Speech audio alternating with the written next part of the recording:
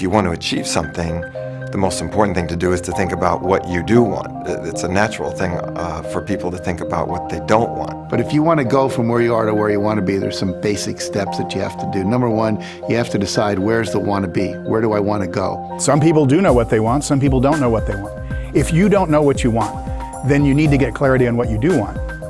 A goal properly set is halfway reached.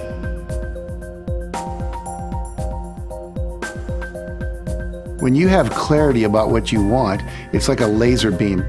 You begin by thinking of your goals, First of all. objectives, desires consciously. What do you want? And you need to get specific. Yep, specific. It needs to be measurable. It needs to be as if now, which means in present tense. It needs to be positively stated. It needs to be Timed. Timed. Oh yeah, Well, timed. by when do you want it? Sometime in the future. I mean, 1 year is different from 10 years, is different from 100 years.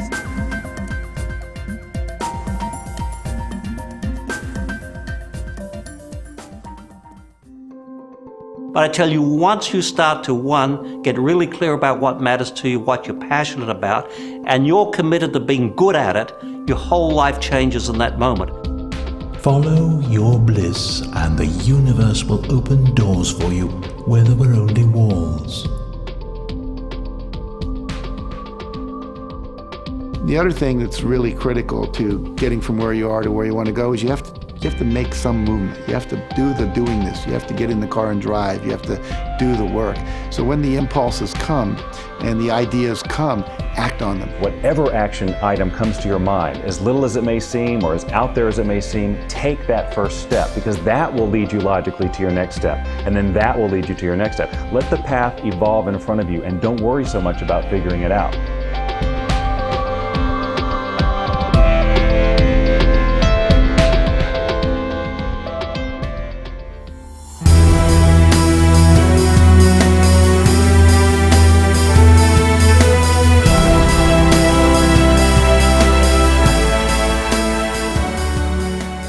I believe in setting goals, but not being attached to those outcomes. This is always the thing that trips people up.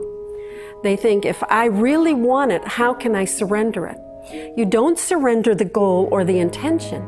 You surrender your attachment to it. Surrender is not like a giving up on life. It's surrendering your need to manipulate and control life. That's what you're really surrendering. The more desperate you are to achieve a certain outcome, the more that needy, urgent energy will push that outcome away. Behind attachment lies fear. The fear that things aren't going to go our way. So where we find ourselves clinging, where we find ourselves attached, if we look a little deeper, what we find is fear. So when we can lose the expectations and the attachments to outcome, we take ourselves out of that box and we leave room for the infinite possibilities that exist in this world. The greatest contents of our life come unexpectedly with a surprise. This is why creative experiences are often called aha experience. So be prepared for that aha.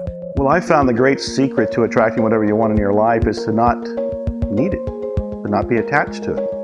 If you want to prevent it, be attached, need it, be addicted to it even. If you want it to actually roll into your life easily and effortlessly, be at peace with it.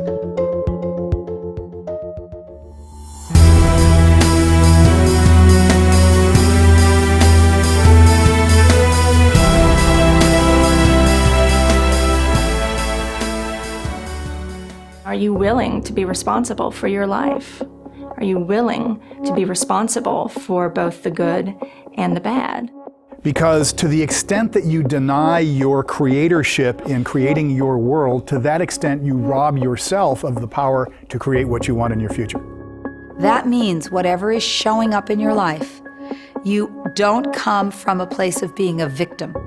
You don't move into blaming, complaining, making excuses, justifying, but rather you just accept what is happening, take responsibility, and move forward from an angle of being a victor in life rather than a victim.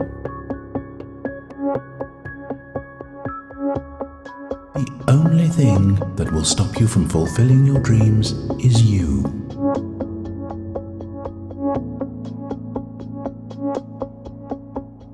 How people are treating you, that's their journey. But how you respond, that's yours. I am choosing my actions, and I'm also choosing my reactions, and those have consequences. You know, it's not the things that happen to you that really matter. It's the meaning you give the things that happen to you that matter. The meaning you give any particular event can bring you down or bring you up. So, are we responsible?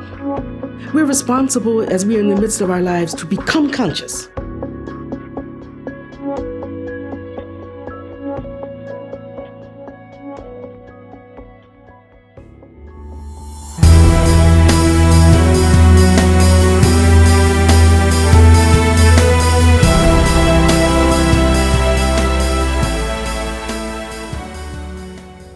Your life is reflecting back to you right now what you've been thinking about, what you've been giving your attention to. Science tells us that everything in the universe is made up of energy, including our thoughts, our words, our feelings, and our actions.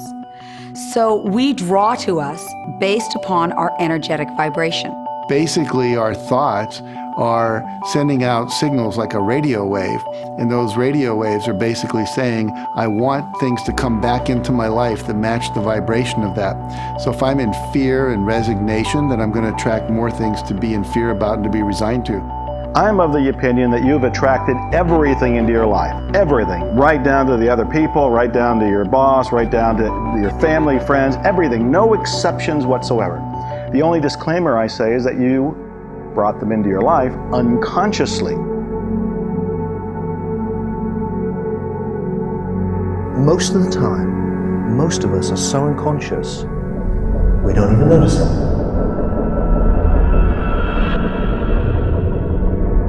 Our brains and bodies and our minds have such enormous potential, but we don't often find that we're aligned with that. And I think a lot of that has to do with the fact that we don't believe that such a thing is possible. So what prevents us from using this power? What prevents us from actually creating the life that we really love and want and desire and long to attract? And it's the whole idea of limitations that are in your unconscious mind. There are limitations about self-worth, about deservingness, about self-image. It's the programming you and I got when we were born. In other words, you have unresolved stuff in your past, which is preventing you from having what you want in your future. Exactly. People may be thinking to themselves, I'm doing all the right things to manifest my dreams. I'm thinking all the right things, but what are they thinking subconsciously?